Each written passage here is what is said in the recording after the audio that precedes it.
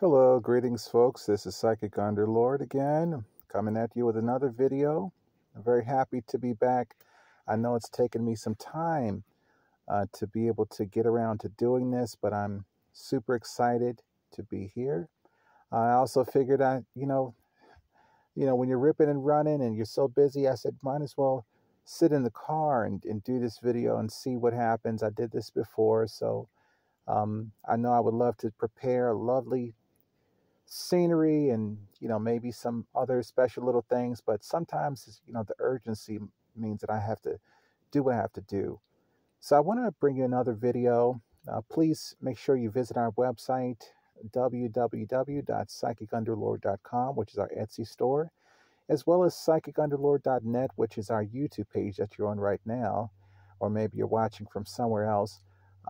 But we also want to say hello to the folks at Quora who are reading our answers and being able to get some really good ideas about spirituality. Psychic Underlord at Quora. I want to bring you this video today, tonight rather. It's like midnight pretty much. So this is a very deep, dark, occult video. I want to bring you this knowledge that I've been kind of sitting on for a while.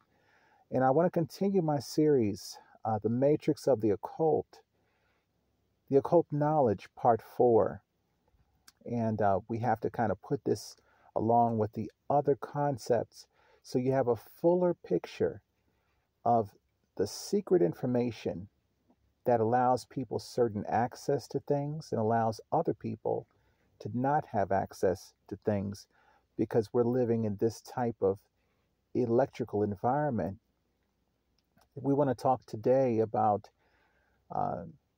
seed time and harvest, and I think that comes across as a biblical thing, and some people are kind of anti-Christ, anti-Jesus, anti the Bible, and we want to consider the Bible as an occult document as we pursue this study. Seed and harvest concepts, they produce manifestations. So if you look simply as anything that manifests itself into reality comes from a seed. We're not talking about inanimate objects that man may construct or develop in a factory or some type of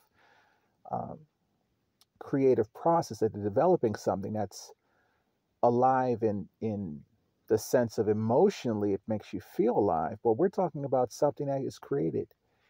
Fruit, vegetables, trees, plants, human beings, foxes, dogs, all of these things start with the synergy of seed and of earth. So if we start there and just think very simply, because my rituals, the concept is not we're living in La La Land. It's that we take authority over the physical realm that we live in, and we stop perseverating and trying to create guessing games of reality, but rather using what's here and in the depth of my initiation to be able to apply these things on your side and see the value of it. So we're talking about real things, blooming with specific numbers and renditions. We know that there are several ways that plants and flowers grow. And there are certain numbers that are consistent throughout creation. As far as the development, began to see numbers as points of creation. How far are we in the creation of this thing when we see how many numbers are associated with this? You can utilize, because you're spiritual, you can utilize your understanding of numbers to make sense of the reality around you. Identify the seed, the sprout, the budding of the seed, the flowering of the seed, the fruiting, the harvest, and the planting of the seed again. Many people want a linear way to recognize that things are going on the up and up. But if you're in the process of waiting on something to manifest, you have to be able to consider everything that's coming at you, because these are signs. These are things that you can identify. If you're just looking for seed, you're going to miss the part of the budding, the sprout. These are things that you will remember, because how are you going to create a duplicatable process of planting and seed time and harvest if you don't know what's happening day to day? You don't take any notes in your ritual folder. You don't take any type of documentation from feedback of what you're getting. And then when you get actual manifestation, you don't even follow up as far as that, hey, things have manifested. We would love to hear from you on psychicunderlord.com, and we get a lot of great stories, but we want to know all the stories, everything that's happening. We have enough bandwidth to be able to negotiate our understanding of what's happening for you, and to make our rituals even better. Because when we do our updates, when we do things on our end, many times people are unaware of those things. Some people who have the boost, and you have the 12-hour boost, there's no formal notification for that. It just happens every day, in addition to the updates that we provide for our rituals to make them even more better for manifesting. To multiply requires work of planting during the time of harvest. So while you're reaping the harvest, you're also planting, because we can't control and say that manifestation is a 12-month process. We can't control and say that you manifesting this money or this success again and again and again, depending on what you're trying to do, is going to take X amount of time. So what we do is we plant that seed as quickly as possible. We trust what we're receiving in harvest, but then we also trust the fact that the seed has to be planted as quickly as possible. How do we do this? The planting happens in the harvest, because that's the point where you're reaping the fruit, and the seed is within the fruit. So sometimes the seed, depending on what is being constructed, the seed is outside of the fruit, depending on how that manifestation of that thing occurs. You don't know the organics of how to be able to make people become a part of the ritual, because that is coming from the spirit realm. So, and we'll get to the planting of the seed. The commitment and confrontation of the fruit will plant the seed in the ground. We talk about the confrontation. Confrontation, you can take notes for this.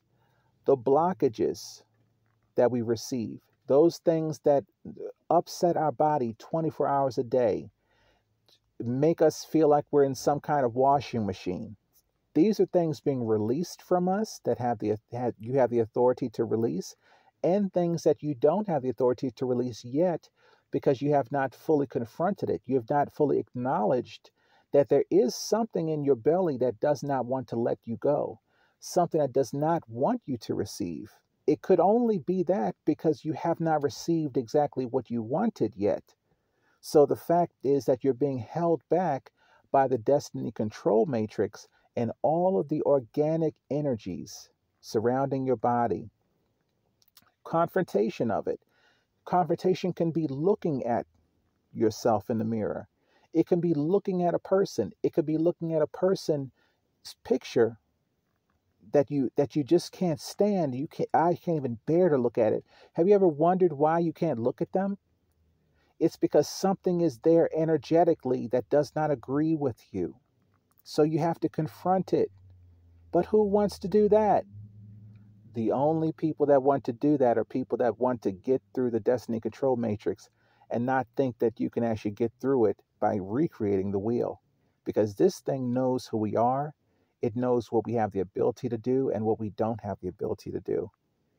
So commit to confronting the fruit, even when it's harvest, and you say, okay, this is a good thing. I just won $1,000 from the lottery. I got the right numbers this time. Okay, now I take the seed. I'm not as impressed with this 1,000 as I am with taking the seed and planting it back and into my belief system, into my faith system, that the rituals are working. The faith system that this is how I'm going to repeat my success, because I'm on the ball with this. You must cut the fruit in order to confront the seed within the fruit. It's not that you wait for it to rot and then see the seed that falls out of the rotten flesh of the fruit, but that you cut it right there, because that is a commitment to using that seed. I'm not questioning it. I'm not going to sit back and say, I wonder if I should really do this again. It cost me, $5 or something. I had to do this or whatever. I wonder if that was actually the ritual or if it was something else. So those something else thoughts are the quickest way to take away the blessing of the ritual, because this ritual is looking for you to utilize the seed. And if you don't believe it's seed from the ritual at all, why should it be able to provide those energies? Do you think that blessings just come to people who really are not engaged with it? Even the wicked people are engaged with being blessed. Because as you know, those who sometimes are seen with hatred and disdain, sometimes they prosper more than people who everyone loves and everyone likes and everyone thinks is a good person. So we're talking about the laws of the spirit realm. You've got to not only be on your side, you have to know that your side is your source.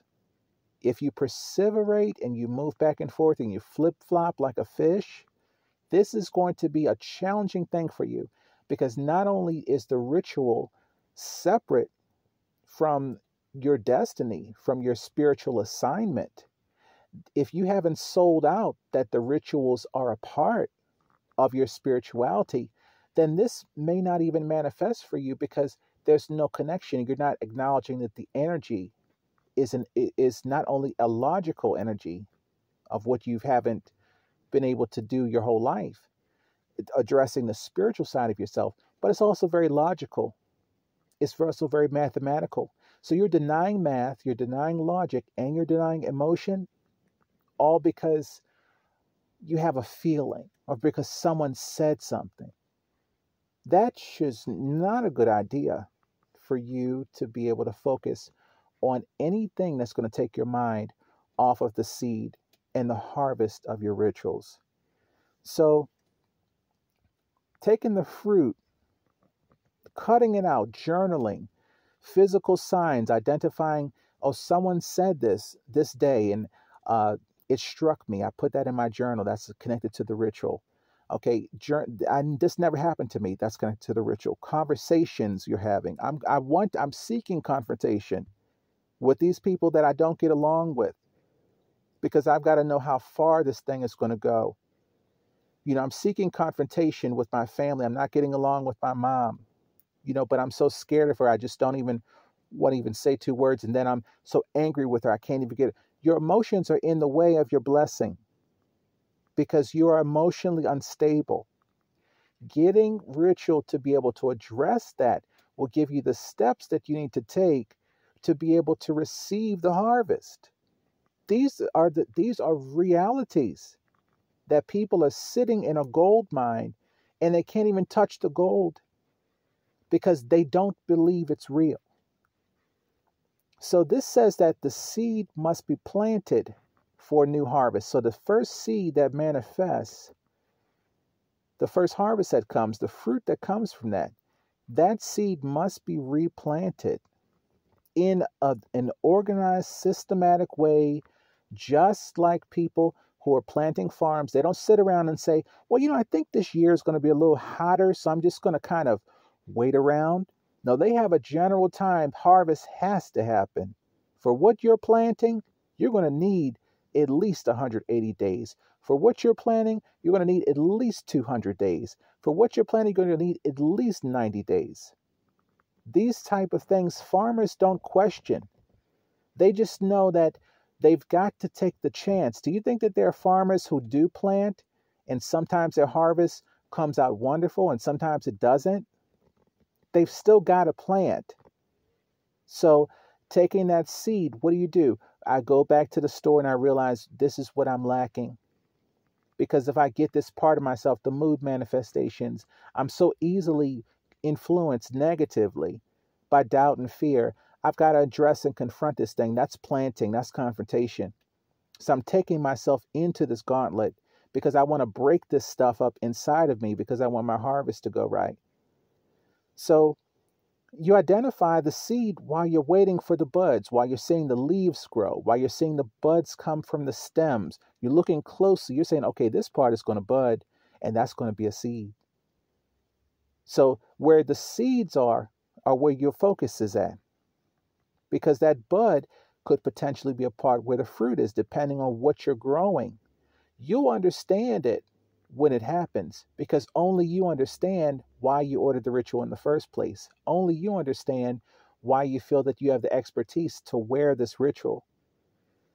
So to initiate the sprout, you've got to be looking for it. You've got to identify the sprout of where it comes out. You can't just say, okay, I've just the rituals is planted on me. It's going to grow up, and whatever comes up, whenever it's harvest will be there. No, you monitor it every day. This is initiation because identifying some of those sprouts may even lead to confrontation and a reduction of blockages. And then after the reduction of blockages, what do you get? You get authorities. I have authority now stronger in my planting of harvest because now I've confronted these particular buds that are dead buds. You say, oh, okay, now I know how to be able to see. Now I know how to be able to identify these things. They're real. Leading the cycle of growth through vision, work, and meditation. So this is why we say vision. If you focus in your mind on that harvest coming, you'll be able to in a much easier way, see what's actually before you. Meditation, calming your body, listening to your body. Maybe there are signs like, whoa, something just dropped out of my spirit and I don't even know what it is. I don't even have to know I just have to have the theory of this thing. So this is a theoretical approach to my spirituality, and it's cleaning me. It's cleaning me up. I'm not afraid like I used to be. I don't have the same obstacles and inability and lack of discipline and lack of focus and all these things. I've come to this shop at psychicunderlord.com to destroy this stuff in me. I no longer need it. It doesn't help me to be afraid and to sit around and worry about this person or that person. No, I just need the rituals that are going to make me stronger to get this crap out of me. Then I can be free. Now I can focus more on my harvest. So without leading in your mind, if you're in your mind and you're only thinking about things going the wrong way, do you think that they may go the wrong way? Yes.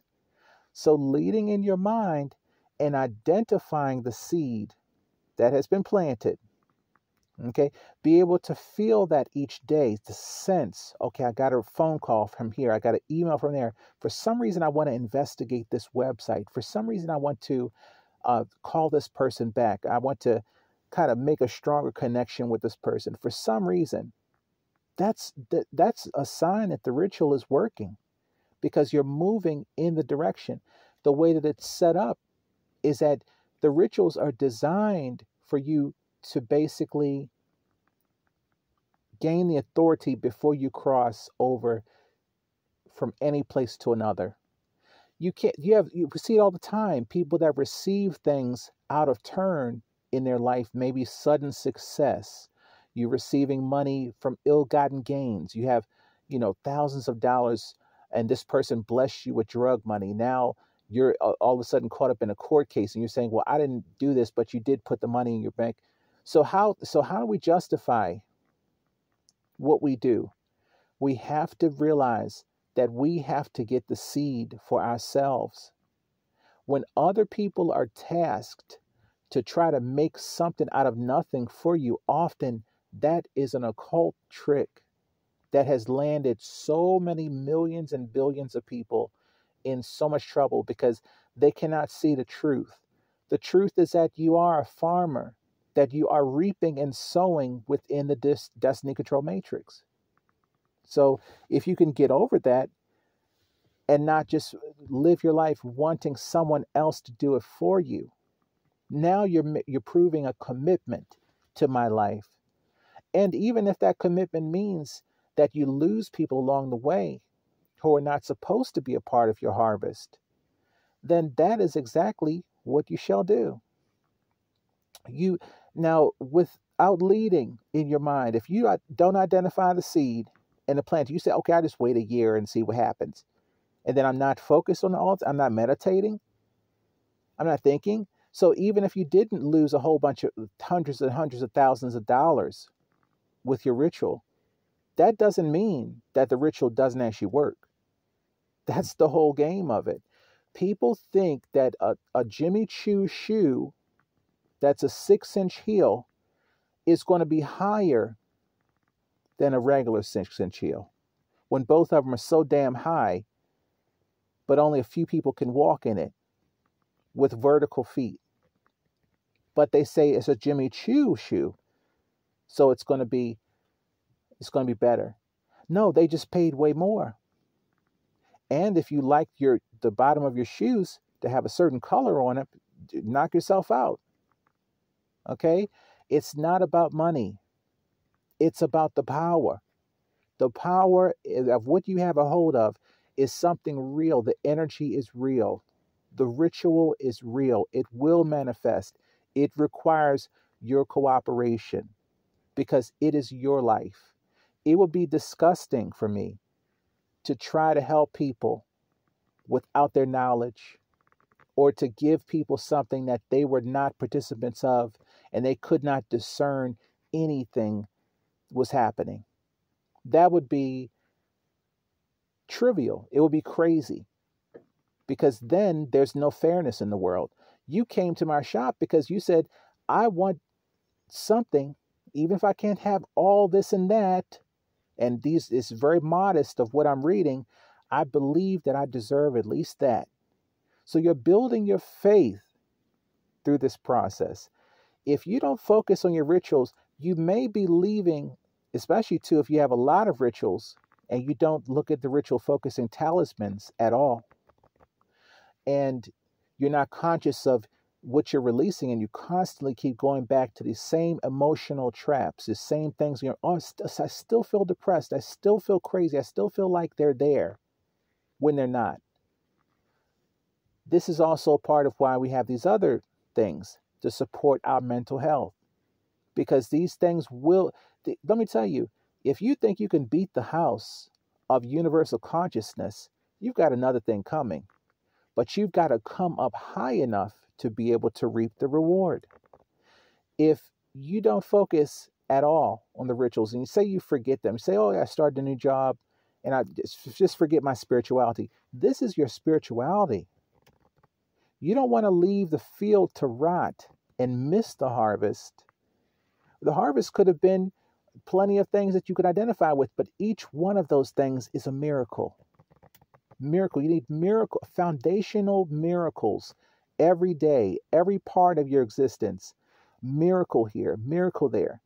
This is the only concept of people when they say, oh, I feel like I'm going back to the way I was, because the field that they returned to, that they neglected, it produced harvest, but the harvest died. So the seeds are still there and they may spring up again. But if you're still not paying attention to it, at the end of a year, boom, your ritual's no longer active. So it's not going to repeat because you no longer have a ritual. And you didn't even get the 1-year extension to be able to allow that ritual to mature and to continue your relationship and your spiritual growth with the things, the promises you've made to yourself. Because that field is no longer there. I take the field away after 1 year. So you have to extend those rituals to be able to continue to reap and to learn as a farmer. Do you know how many years people have to farm before they really get good? And you have to wait a whole year. And sometimes they say, I have spring harvest, I have winter harvest, but you still have to wait a year for another winter harvest.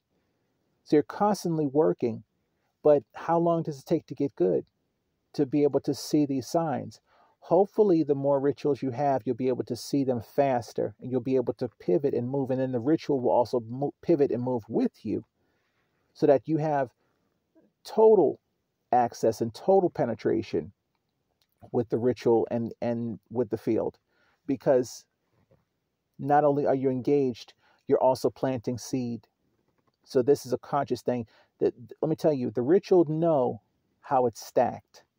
They know how many layers you have because they all interact with each other. So if you have 15 rituals on yourself, those 15 ritual layers interact among each other and they strengthen each other like a team because they all are going toward your good and toward manifestation for you. So the buds are also ritual activity. So that gives you the authority to monitor and tend the field of harvest activity. I met this person.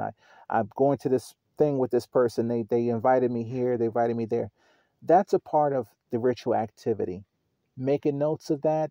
I know it gets overwhelming, but take as many notes as you can because at least you'll be able to have something physical to go back on. And then as you get more and more serious, as your life changes, when you'll start to notice, wow, I'm getting a free car. Wow, I'm getting a place to live where I have 5 times the amenities. We got a pool. We have a track. We have all this kind of stuff. We have the freaking forest, all this land. And then you turn around and it's only half the money or the same amount of money or just, I don't know what matters to you. I don't know what matters to you. I don't know what you're seeking. But this is the activity that proves. Now, some people may say, oh, okay, well, I'm out here. I have more land, but I'm out here in the middle of nowhere. Being ungrateful and being negative and anti about how a ritual is moving is the quickest way to make it deactivated. Because you deactivate it in your spirit because you put the blockage there and you don't release it. You don't release to the flow. You've got to flow to live this spiritual life and working in the field like this. You have to flow. You can't worry about, how's this going to look to so and so. Those things will come, but you have to recognize, yeah, I've got to make a decision and I've got to move forward. So I'm going to wrap this video up here. Thank you guys so much. I'm going to do some more card videos. I think it's a little easier this way. So many things I'm trying to do and set up, and I'm so busy. I only got 24 hours a day. So enjoy this video for Matrix of Occult Knowledge 4, and I hope to talk to you guys soon. Love you.